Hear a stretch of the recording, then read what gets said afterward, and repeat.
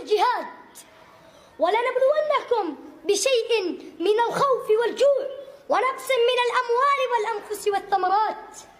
كل هذه الابتلاءات اجتمعت اليوم في غزة.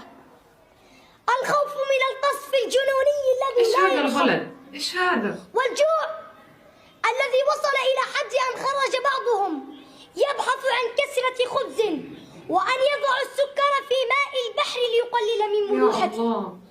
ونقصان الأنفس فلا تمر ساعة إلا ويعلن فيها عن مجزرة يسجل فيها عدد من الشهداء والجرحى. لكن الله محى ألم الابتلاء فقال: وبشر الصابرين. وبشر الصابرين.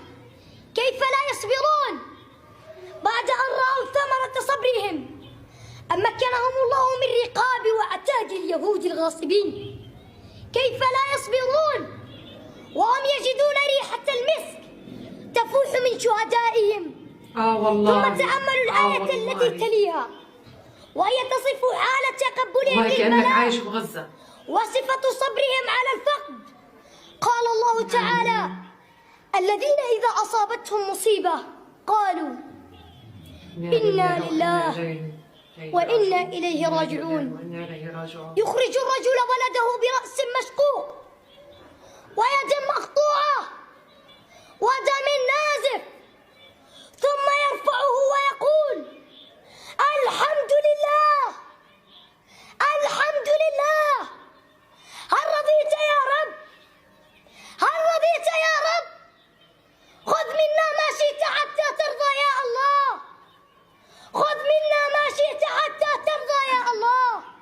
ولذلك ختم هذه الآيات بالجزاء العاجل: أولئك عليهم صلوات من ربهم ورحمة وأولئك هم المهتدون.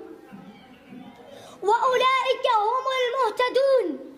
وما صبر أبناء غزة الذي أبهر العالم كاملا إلا نتيجة الارتباط بالصلاة والتربية في المساجد وحفظ القرآن الكريم.